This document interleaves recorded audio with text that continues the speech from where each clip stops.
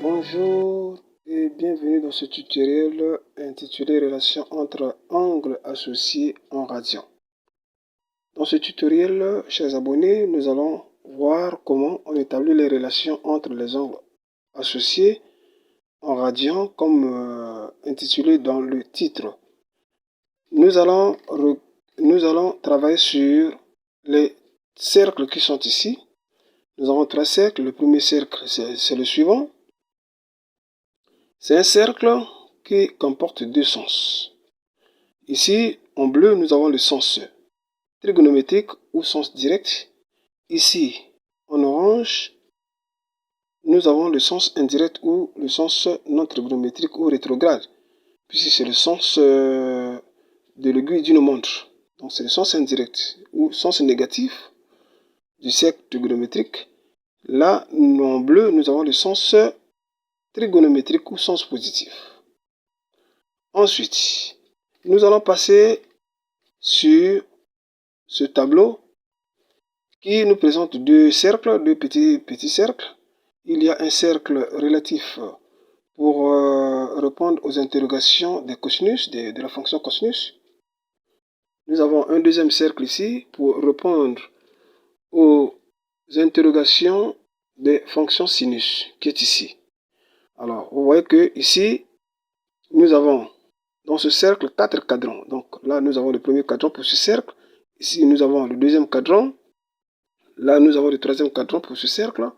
Là, nous avons le quatrième cadran. Alors, pour la fonction cosinus, nous avons ici, on peut tenir compte du fait que sur les deux axes qui sont ici, l'axe vertical, c'est l'axe des ordonnées. L'axe horizontal, c'est l'axe des abscisses. Vous voyez que de ces deux côtés-là, de ces deux cadrans, dans le cadran 1 et dans le cadran numéro 4, toutes les abscisses sont positives. Et dans le cadran 2 et le cadran 3, toutes les abscisses sont négatives. Alors, lorsqu'on passe sur le deuxième cercle qui est ici, à la fonction sinus, là, nous avons dans le cadran 1 et le cadran 2, les ordonnées sont positives. Dans le troisième cadran et le quatrième cadran, les ordonnées sont négatives, tel que nous le faisions dans un repère orthonormé, ou IJ. Nous allons compléter les interrogations qui sont ici, les égalités, par des angles associés. Vous voyez, on va aller d'abord dans un sens direct. Nous avons cosinus de pi plus alpha, cosinus de pi moins alpha, sinus de pi plus alpha, sinus de pi moins alpha. Et ici, nous avons cosinus de pi demi plus alpha, cosinus de pi demi moins alpha, sinus de pi demi plus alpha, et enfin sinus de pi demi moins alpha. Donc pour les angles qui sont positifs, voilà, nous avons pi ici, tous ces angles-là, que ce soit pi sur 2, ce sont des angles qui sont positifs. Et nous avons les angles associés ici, qui tantôt sont positifs, tantôt sont négatifs. Alors il va falloir qu'on trouve les angles associés ici. Cosinus de pi plus alpha, ça nous donne quoi? Nous revenons ici sur notre tableau, sur notre petit cercle, principalement sur la fonction cosinus. Cosinus de pi plus alpha. Pi plus alpha. Alors ici, nous avons l'angle 0. Lorsque nous quittons d'ici, de l'angle 0 jusqu'à là, nous avons pi. Donc ce demi-cercle-là, voilà, nous donne l'angle pi. Puisque nous avons à faire pi plus alpha, en venant dans ce même sens-là, donc de 0 ici jusqu'à pi, nous sommes dans le sens direct, le sens trigonométrique, donc c'est un sens positif. Plus alpha. Donc il va falloir qu'on ajoute un petit angle alpha ici, dans le même sens, puisque l'angle alpha là est aussi positif. Et du coup, on tombe dans le cadran 3. Alors, cosinus dans le cadran 3 est négatif, ce qui va nous donner moins cosinus. On va écrire moins cosinus. Cosinus alpha. Alors, cosinus de pi moins alpha, ça va nous donner quoi? Pi moins alpha. Cette fois-ci, cet angle est négatif. Là, Pour le pi, on va aller dans le sens direct. Et pour l'angle alpha, on va reculer d'un petit angle puisque c'est négatif. On vient ici, nous sommes toujours sur le cercle de cosinus. Cosinus de pi, comme cela, pi moins alpha. Donc pi moins alpha, il va falloir qu'on recule, donc moins, dans le sens indirect d'un angle alpha et on tombe dans ce cadran 2. Or, dans le deuxième cadran, cosinus est également négatif. Donc nous aurons moins cosinus alpha. Moins cos alpha. Alors, on va s'occuper maintenant de la fonction sinus. Ici, nous avons sinus de pi plus alpha. Vous voyez que ce soit le pi, que ce soit l'alpha, on va aller dans le sens trigonométrique, dans le sens positif. On repart sur le cercle relatif de la fonction sinus. Sinus de pi plus alpha. Le tout part d'ici, de 0, ou bien 2pi. Sinus de pi, on vient ici, pi plus alpha. Donc, on continue dans le même sens pour trouver un petit angle alpha, ici. Alors, on tombe dans le troisième cadran. Or, dans le troisième cadran, le sinus est négatif. Donc, nous aurons moins sinus. Moins sinus alpha. Donc, moins sinus alpha. Alors, cette fois-ci, nous allons faire sinus de pi moins alpha. Sinus de pi moins alpha. Sinus de pi moins alpha, lorsque nous quittons d'ici, pi, dans le sens trigonométrique, moins alpha, donc on recule d'un angle alpha. Ici, on tombe dans le deuxième cadran qui est positif. Alors, ça va nous donner plus sinus alpha. Plus sinus alpha.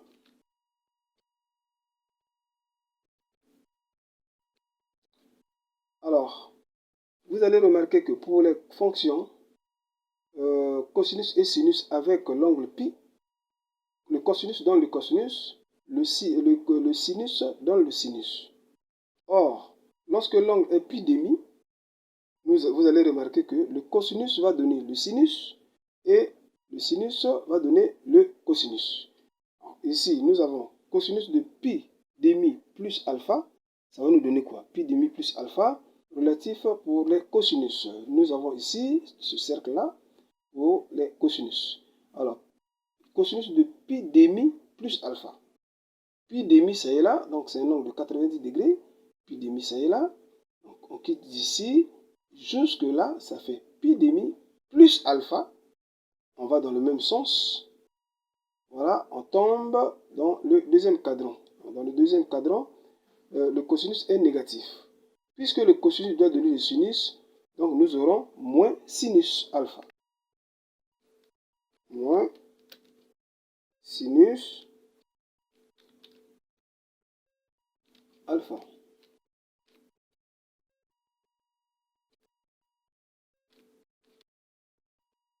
Nous avons ici, cette fois-ci, cosinus de pi demi moins alpha. Cosinus de pi demi moins alpha. Alors, nous sommes toujours sur le cercle de cosinus, cosinus de pi demi moins alpha. Donc, pi demi, donc on part d'ici, pi demi moins alpha.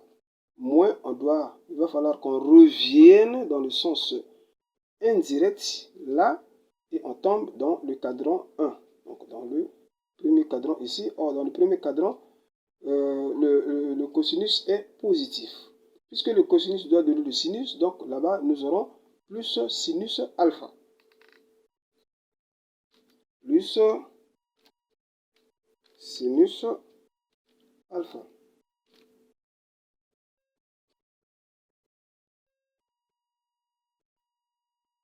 Plus sinus alpha. Cette fois-ci, nous sommes sur le sinus pi demi plus alpha. Sinus pi demi plus alpha, ça nous donne quoi? Alors, nous sommes sur le cercle de sinus ici, pi demi. Pi demi plus alpha, donc si on ajoute un petit angle alpha dans le même sens que pi demi, on tombe dans le deuxième cadran. Or, le sinus dans le deuxième cadran est positif, puisque le sinus doit donner le cosinus, donc nous aurons plus cosinus alpha. Plus cos alpha.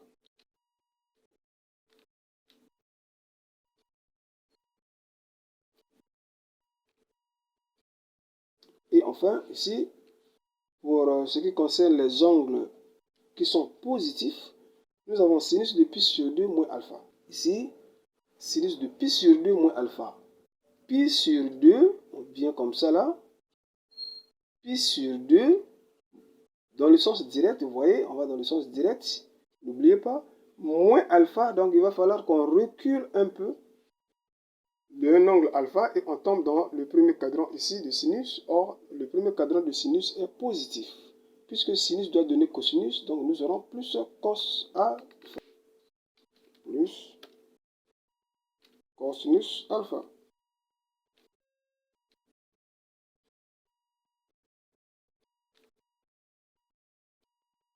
Voilà terminé avec les angles dont pi et pi demi sont positifs. Si vous ne vous êtes pas encore abonné dans notre chaîne, nous vous demandons de bien vouloir le faire parce que ça nous donne du courage.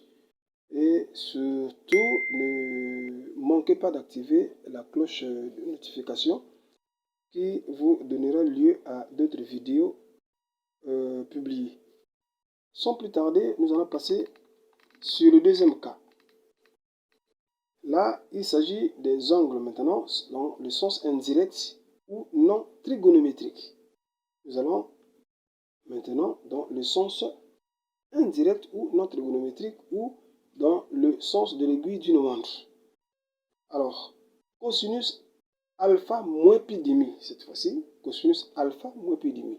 Ici, nous sommes sur ce cercle, alpha moins pi demi. Nous sommes ici. En partant comme ça là, nous avons plus pi demi. À partir de 0, si nous partons dans le sens contraire, nous aurons moins pi demi, puisque là, à l'opposé de pi demi, ici, en haut, là en bas, nous avons moins pi demi. Alors, donc, moins pi demi, voilà, comme ça là. Et l'alpha là est comment? L'alpha est positif. L'alpha étant positif, donc on va reculer encore dans le sens positif. Du coup, on tombe dans le quatrième cadran. Ici, dans le quatrième cadran, le cosinus étant positif, puisque nous savons que le cosinus donne le sinus lorsque l'angle c'est pi demi, et ça va nous donner plus sinus alpha. Plus sinus alpha.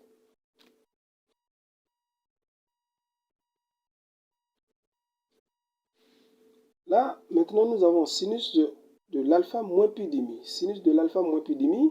Ici, sinus de alpha moins pi demi. Donc, on commence d'abord par exprimer, chercher le pi demi, moins pi demi. Alors, vous voyez que en allant dans le sens direct, on tombe sur le pi demi qui est positif. Or, nous avons ici moins pi demi. Donc, on doit venir dans le sens non trigonométrique, le sens indirect, pour tomber sur le moins pi demi qui doit être en bas ici. Alors, puisqu'il faut reculer encore d'un angle alpha qui est positif, puisque c'est alpha moins pi demi. Donc, alpha étant positif, on doit reculer dans le sens direct et on tombe carrément dans le quatrième cadran, alors que sinus dans le quatrième cadran est négatif. Puisque nous savons que sinus donne le cosinus, donc ce que nous aurons là-bas, c'est moins cosinus alpha. Moins cosinus alpha.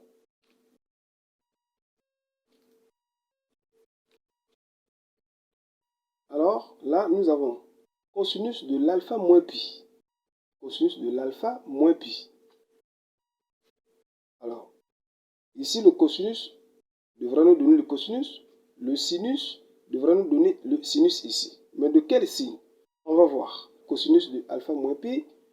Voilà. En partant de 0 jusqu'à ici, nous avons pi, plus pi. Mais si nous voulons avoir moins pi, il faut qu'on parte dans le sens indirect. Donc, de 0 comme ça là, jusqu'ici, on trouve moins pi. Et puisqu'il faut ajouter un angle positif alpha, il faut revenir dans le sens direct et du coup, on tombe dans le troisième cadran là. Or, dans le troisième cadran, le cosinus est négatif. Le cosinus étant négatif, donc nous aurons moins cosinus alpha. Moins cos alpha. Et enfin ici, sinus de l'alpha moins pi. On exprime d'abord moins pi. Nous sommes ici sur le cercle des sinus. Moins pi, on vient dans ce sens-là, donc dans le sens indirect pour tomber ici à moins pi. Ici, alors puisque l'alpha est positif, donc il va falloir qu'on recule comme ça dans le sens direct pour exprimer cet alpha-là. Alors on tombe dans le troisième cadran ici des sinus. Or, dans le troisième cadran des sinus, le sinus est négatif. Donc nous aurons moins sinus alpha.